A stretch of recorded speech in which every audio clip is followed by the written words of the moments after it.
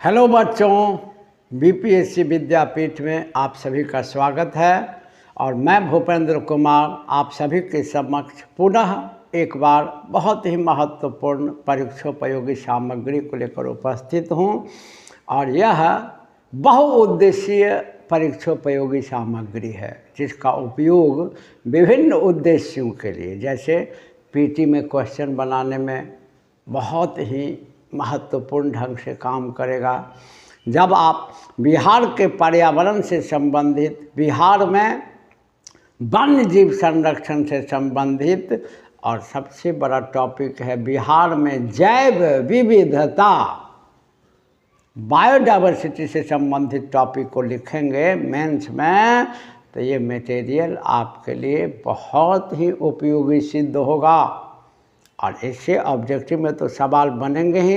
और आप देख रहे हैं कि अब बिहार के प्रतियोगिता परीक्षाओं में कई सुधार हुए हैं, जिनमें अब तक अन्य प्रांत के जो एग्ज़ाम होते थे उनमें रीजनल क्वेश्चन ज़्यादा पूछे जाते थे, बिहार में नहीं।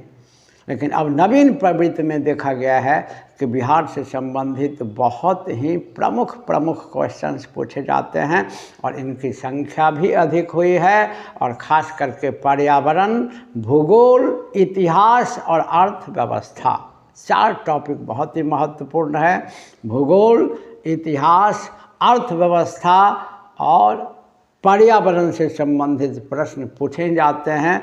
और पर्यावरण के क्षेत्र में अपने बिहार सरकार की उपलब्धियों को राष्ट्रीय और अंतर्राष्ट्रीय स्तर पर पहचान मिल चुका है, तो निश्चित रूप से यह चर्चा का विषय है। और आज हम लोग जिस चीज़ की चर्चा करेंगे वह जैव विविधता से संबंधित टॉपिक है और इसका नाम है बिहार में रामसर भूमि तथा वेटलैंड। हम सभी जानते हैं कि रामसर वेटलैंड, दलदल भूमि जहाँ पानी का जमाव होता है, ठीक है, जो लो लैंड होते हैं जहाँ पानी का जमाव होता है, वह जैव विविधता के दृष्टिकोण से, बायोडायवर्सिटी के दृष्टिकोण से काफ़ी महत्वपूर्ण होता है, क्योंकि यहाँ फ्लोरा मीन्स प्लांट और फौना मीन्स एनिमल की प्रजातियों की संख्या बहुत अधिक होती है।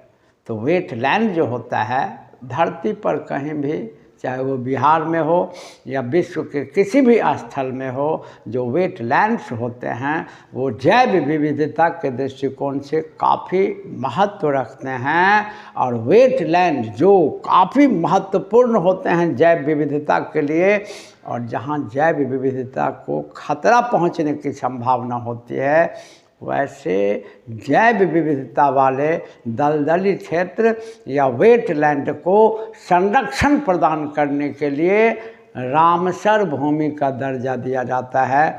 हम सभी को याद है कि इस संदर्भ में विचार करने के लिए कि भाई जो दलदली क्षेत्र हैं, जो वेटलैंड हैं, जहाँ पर्याप्त मात्रा में जैव विविधता है और जहाँ जैव विविधता को खतरा भी उत्पन्न हो रहा है, उनको संरक्षण दिया जाए। और संरक्षण देने के लिए जो यह सम्मेलन का आयोजन हुआ, यह ईरान के नगर रामसर में हुआ, इसीलिए जिस वेटलैंड को संरक्षण प्रदान किया जाता है उसे रामसर भूमि कहा जाता है। तो बिहार में वेटलैंड एंड रामसर भूमि, और एक बहुत ही सुखद है कि हमारे बिहार के भी एक ही सही, अभी तक एक ही वेटलैंड को रामसर भूमि का दर्जा मिला है। वैसे बिहार में कई वेटलैंड्स हैं, लेकिन अभी तक बिहार में एक ही वेटलैंड को, एक ही दलदली भूमि को रामसर भूमि का दर्जा मिला है, वह है कांवर झील या कांवर पक्षी विहार, जो काफ़ी चर्चित है, जिसके बारे में हम लोग पिछले वीडियो में भी चर्चा किए हैं। और ये बिहार का, इसकी पहचान अंतर्राष्ट्रीय स्तर पर हो चुकी है तब से, जब से इसको रामसर भूमि का दर्जा दिया गया है। और ध्यान रखें कि बेगूसराय का कांवर झील या पक्षी विहार को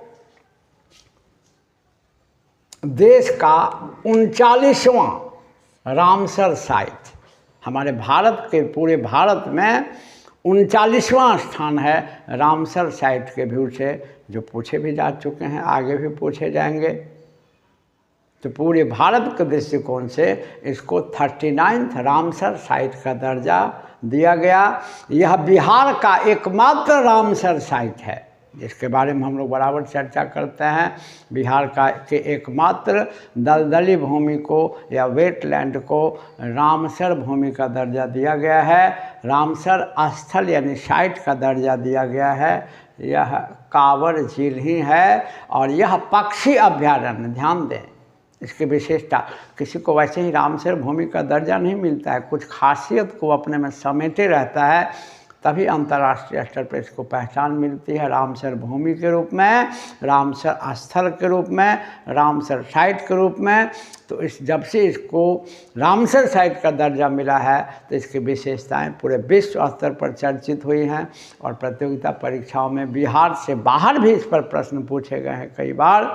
और ध्यान रखें कि यह जो पक्षी अभ्यारण्य है यह पूरे देश में के पूर्वोत्तर भाग में, नॉर्थ ईस्ट में सबसे बड़ी झील है। अपने देश के पूर्वोत्तर भाग की सबसे बड़ी झील जो है ही, यह एशिया के भी मीठे पानी की सबसे बड़ी झील है। ये बहुत यूनिक बात है। जब चर्चा हुई, जब इसकी खोज हुई, जब इसका अध्ययन किया गया, इसके एरिया को देखा गया, तो पता चला कि यह पूर्वोत्तर भारत की सबसे बड़ी झील है और यह लगभग 6311 हेक्टेयर एरिया में फैली है। यह झील एक बड़े एरिया में फैला हुआ है और यहाँ विभिन्न किस्म के प्रवासी पक्षी आते हैं, जो पिछले वीडियो में हमने आपको पढ़ाया है। यहाँ विभिन्न किस्म की प्रवासी पक्षियाँ आती हैं जो पर्यावरण संतुलन के दृष्टिकोण से, इकोलॉजिकल व्यू से काफ़ी महत्वपूर्ण होता है। और लेकिन एक दुख का विषय है, दुखद विषय यह है कि इतने महत्वपूर्ण क्षेत्र को हम लोग संरक्षण बढ़िया से नहीं दे पा रहे हैं। ये हमारे बिहार वासियों की चूक है। जो स्थानीय लोग हैं इसको निश्चित रूप से ध्यान में देना चाहिए, क्योंकि हाल ही में एक रिपोर्ट आया है कि यह जो पक्षी विहार है, जो पूरे भारत का एकमात्र पूरे बिहार का एकमात्र रामसर साइट है, यह अतिक्रमण, इंक्रोचमेंट और पानी की समस्या से काफ़ी ग्रसित है। तो यदि इंक्रोचमेंट बढ़ता है तो रामसर साइट का एरिया घटेगा और पानी की मात्रा अगर घटेगी तो कल से पक्षियों के प्रवास में कमी आएगी और पर्यावरण संतुलन बिगड़ेगा। तो हाल ही में एक रिपोर्ट प्रकाशित हुआ जिसके अनुसार बिहार का पहला रामसर साइट अतिक्रमण, इंक्रोचमेंट और पानी की समस्या से ग्रसित है। और इस झील, एक बहुत ही महत्वपूर्ण ऑब्जेक्टिव के लिए ये पॉइंट है कि इस झील को बिहार सरकार द्वारा 1987 में पक्षी विहार का दर्जा दिया गया, बर्ड सेंचुरी का दर्जा दिया गया 1987 में, और 2019 में इसकी पहचान रामसर साइट के रूप में की गई और रामसर साइट के रूप में चुना गया था इसको 2019 में। तो 1987 में गवर्नमेंट ऑफ बिहार द्वारा कांवर पक्षी विहार को, बर्ड सेंचुरी को, स्टेट के बर्ड सेंचुरी का दर्जा दिया गया कांवर झील को, और 2019 में इसे रामसर साइट के रूप में चुना गया। और ध्यान रखें कि एक आंकड़ा यह भी बताता है कि कांवर ताल झील एशिया की सबसे बड़ी मीठे पानी की ऑक्सबो, जो धनुषाकार झील होता है, धनुष जैसी आकृति होती है, यह एशिया की सबसे बड़ी मीठे पानी की ऑक्सबो लेक है। और दूसरा डेटा जो क्लियर है कि ये पूरे पूर्वोत्तर भारत की सबसे बड़ी झील है।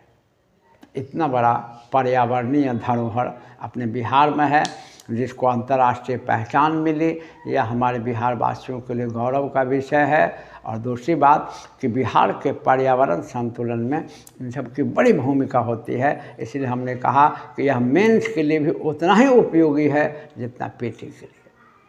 और अब कुछ अन्य वेटलैंड, ये भी वेटलैंड है, लेकिन वेटलैंड में इसको रामसर भूमि का दर्जा मिला, तो यह काफ़ी चर्चित हो गया। और बिहार के अन्य वेटलैंड के बारे में देखें, संभावित में ऐसा देखा गया है, अध्ययन किया गया है कि बिहार के लगभग 11 जिले में 100 हेक्टेयर से भी बड़े एरिया में फैला हुआ वेटलैंड, जिसको बिहार की भाषा में चौड़ कहा जाता है, चौड़ वेटलैंड है। तो निश्चित रूप से इकोलॉजिकल बैलेंस में इनकी बड़ी भूमिका होती है। और अभी तक जो अध्ययन किए गए हैं, अनुसंधान किए गए हैं, उनके अनुसार बिहार के लगभग 11 जिले में 100 हेक्टेयर से भी अधिक एरिया में वेटलैंड फैले हुए हैं और इनको पर्यटक स्थल के रूप में विकसित करने की योजना है। आज हमारा बिहार काफ़ी पिछड़ा प्रांत है, यहाँ की आर्थिक स्थिति काफ़ी कमज़ोर है और यहाँ की आर्थिक स्थिति के सुधार में जब सुझाव की बात होती है, एक सुझाव यह भी दिया जाता है कि बिहार के विभिन्न स्थलों को पर्यटक स्थल के रूप में, टूरिज्म के रूप में विकसित किया जाए। तो बिहार सरकार ने वेटलैंड को टूरिस्ट प्लेस के रूप में विकसित करने का निर्णय लिया है। और सबसे बड़ी बात ध्यान में रखें कि वेटलैंड जो होते हैं, यह वाटर मैनेजमेंट, और आज पूरा विश्व जल की समस्या से, वाटर प्रॉब्लम से जूझ रहा है। और वेटलैंड की खासियत देखिए, जब मेंस लिखिएगा, ऑब्जेक्टिव बनाइएगा, तो काफ़ी महत्वपूर्ण ये टॉपिक पॉइंट रहेगा कि इन्हें जल प्रबंध के बेहतरीन स्रोत के रूप में चिन्हित किया गया है। वाटर मैनेजमेंट का यह बहुत ही महत्वपूर्ण स्रोत है, क्योंकि ध्यान रखें कि वेटलैंड से ही नदियाँ, तालाब तथा कुएं सहित ग्राउंड वाटर रिचार्ज होते हैं। अगर वेटलैंड ना हो तो ना तो नदी रिचार्ज होगी, ना ही तालाब रिचार्ज होंगे, ना ही कुएं रिचार्ज होंगे, ग्राउंड वाटर रिचार्ज नहीं होंगे। तो निश्चित रूप से वाटर मैनेजमेंट में एंड वाटर के सोर्सिंग के रिचार्ज करने में वेटलैंड की बड़ी भूमिका होती है। तो वेटलैंड कई दृष्टिकोण से लाभकारी है बिहार के लिए। अगर इनको पर्यटक स्थल के रूप में विकसित कर दिया जाए तो विदेशी आमदनी का स्रोत होगा, आर्थिक रूप से एक ये बहुत ही प्रमुख आकर्षण का केंद्र होगा, जहाँ से बिहार को एक अच्छा खासा राजस्व मिलेगा। दूसरी बात कि चूँकि ये नदी तालाब को रिचार्ज करने का सोर्स है और वाटर मैनेजमेंट का एक बहुत बड़ा सोर्स है, तो इकोलॉजिकल बैलेंस में भी इसकी बहुत बड़ी भूमिका होगी। और सबसे बड़ी बात कि जैव विविधता को तो संरक्षण मिलेगा ही मिलेगा। तो एक तीर से कई निशाने होंगे, एक प्रबंध से कई लाभ होंगे। इन सभी पॉइंट को ऑब्जेक्टिव और मेन से राइटिंग के व्यू से ज़रूर ध्यान में रखें। अब इतनी बातों को बोर्ड पे तो कोड वर्ड में सभी बातें लिखी होती हैं, डिटेल्स लेक्चर में बताया जाता है, लेकिन अगर आपने इस लेक्चर को गौर से सुन लिया तो निश्चित रूप से ऑब्जेक्टिव और सब्जेक्टिव सभी सवाल आपके बनेंगे। तो बिहार सरकार की योजना है कि इनको पर्यटक स्थल के रूप में विकसित किया जाए, साथ साथ ये वाटर मैनेजमेंट का भी बहुत बड़ा सोर्स है, रिचार्ज का भी बहुत बड़ा सोर्स है और जैव विविधता तो है ही। और अभी तक बिहार में 64 वेटलैंड की पहचान की जा चुकी है, जिनमें से 36 को रिसेंटली अधिसूचित करने की योजना है बिहार सरकार की। और जब इनको अधिसूचित कर दिया जाएगा तो चर्चा का विषय बनेगा ही बनेगा, इनको संरक्षण मिलेगा ही मिलेगा। वैसे भी बिहार सरकार द्वारा इनको संरक्षण दिया जाना प्रारंभ किया गया है, लेकिन अधिसूचित कर दिए जाने के बाद आधिकारिक रूप से संरक्षण मिलना शुरू हो जाता है, तो एक बड़ा लाभकारी होगा। तो अभी तक बिहार में लगभग 64 वेटलैंड की पहचान की जा चुकी है, जिनमें से 36 को अधिसूचित करने की योजना है बिहार सरकार की। और बिहार के जो मुख्य वेटलैंड हैं, जब उनकी बात देखने की आएगी, ये काफ़ी पूछे भी जाते हैं, जैसे बरेला झील जो वैशाली में है, मिर्ज़ापुर बहियार जो सारण में है, सुरैला चौड़ जो सिवान में है, मोती झील जो पूर्वी चंपारण में है, कोटिया शरीफ जो मुजफ्फरपुर में है, एकम्बा वेटलैंड जो बेगूसराय में है, देवखाल चौड़ जो समस्तीपुर में है, कनाल झील तथा गंगा सागर झील जो दरभंगा में है, और गोगा बिल जो कटिहार में है, और भारवर वेटलैंड जो भोजपुर में है, और लाल सरैया वेटलैंड जो पूर्वी चंपारण में है। पूर्वी चंपारण में 2 है, एक आप यहाँ मोती झील और एक लाल सरैया वेटलैंड पूर्वी चंपारण में है। तो अभी तक बिहार में 64 वेटलैंड की पहचान की जा चुकी है, जिनमें से 36 को बिहार गवर्नमेंट द्वारा नोटिफाइड करने का, अधिसूचित करने की योजना बनाई गई है। और इनमें ये वेटलैंड बहुत ही मुख्य हैं। अगर सरकार इस योजना को कार्य रूप दे देती है तो निश्चित रूप से यह बिहार में पर्यावरण संतुलन, जैव विविधता के संतुलन, वाटर मैनेजमेंट और इकोनॉमिक रिसोर्स का, इकोनॉमिक रेवेन्यू का एक बड़ा स्रोत हो सकता है। तो ये हमारे बिहार के लिए बहुत ही अच्छा, ये सुखद है कि हमारे बिहार में इतने सारे प्राकृतिक भूमि हैं जिनको बढ़िया से अगर संरक्षण दी जाए सरकार और स्थानीय जनता द्वारा, तो यह कई दृष्टियों से लाभकारी हो सकता है। चलिए बच्चे लोग, मेरा विश्वास है कि ये वीडियो आपको पसंद आया होगा। पसंद आए तो चैनल को सब्सक्राइब ज़रूर करें, वीडियो को लाइक और शेयर ज़रूर करें, और फिर इसी प्रकार के उपयोगी बिहार से संबंधित पीटी और मेन के लिए उपयोगी सामग्री को लेकर उपस्थित होऊंगा। तब तक के लिए धन्यवाद।